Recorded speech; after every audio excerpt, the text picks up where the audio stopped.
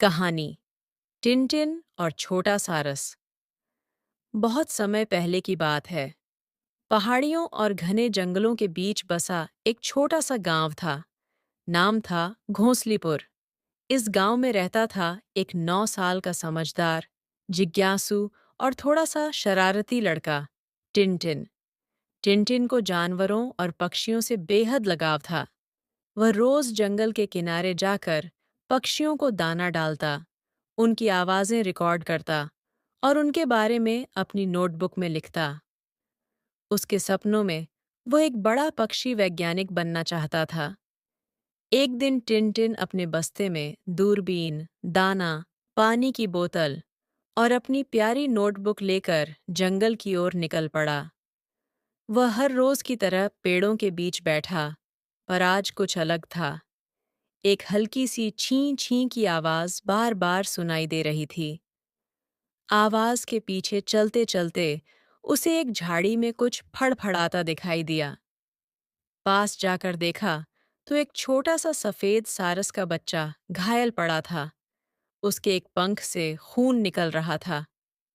अरे, ये तो छोटा सारस है! टिनटिन चौंका।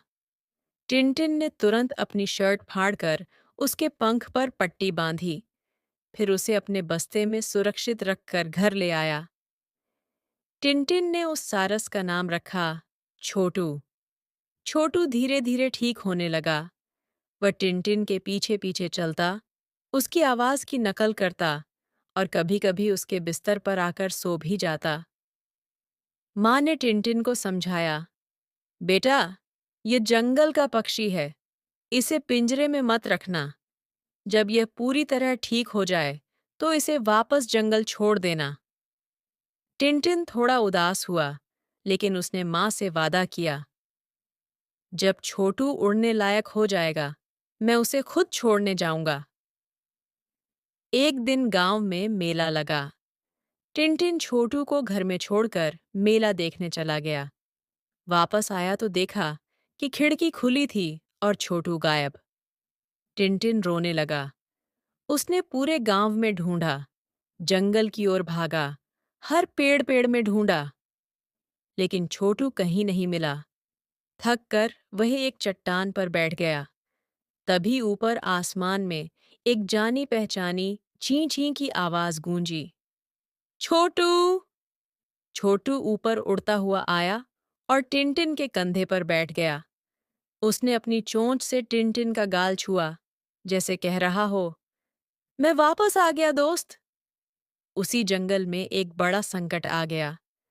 पास के गांव के कुछ शिकारी वहां आए और उन्होंने कई पक्षियों को पकड़ लिया। टिनटिन को जब पता चला, वह डर गया। अगर उन्होंने छोटू को पकड़ लिया तो? नहीं, मैं ऐसा नहीं होने दूंगा। टिनटिन ने अपने दोस्तों के साथ मिलकर एक योजना बनाई। उन्होंने जंगल में जगह जगह चेतावनी बोर्ड लगाए, गांव के बुजुर्गों को जानकारी दी और वन विभाग में रिपोर्ट लिखवाई। वन विभाग की टीम समय रहते पहुंच गई और शिकारियों को पकड़ लिया गया। जंगल और पक्षी फिर से सुरक्षित हो गए। कुछ ही दिनों बाद छोटू ने उड़ना शुरू कर दिया। एक सुबह वह टिनटिन के पास आया, गले लगा जैसे अलविदा कह रहा हो। टिनटिन ने उसकी पीठ सहलाई और कहा, जा छोटू, अब तू आजाद है। जहां चाहे उड़, पर जब भी मन करे वापस आ जाना। छोटू उड़ गया। ऊपर, बहुत ऊपर। टिनटिन की आंखों में आंसू थे, पर साथ ही एक सुकून भी। उसने अपने दोस्त को बचाया, उसे उड़ने दिया और सही मायनों में दोस्ती निभाई। कई साल बीते। टिनटिन बड़ा होकर पक्षी वैज्ञानिक बना। उसने छोटे पक्षियों के लिए एक पक्षी पुनर्वास केंद्र खोला। नाम रखा छोटू केंद्र। हर घायल पक्षी को वह वैसा ही प्यार देता, जैसे उसने छोटू को दिया था।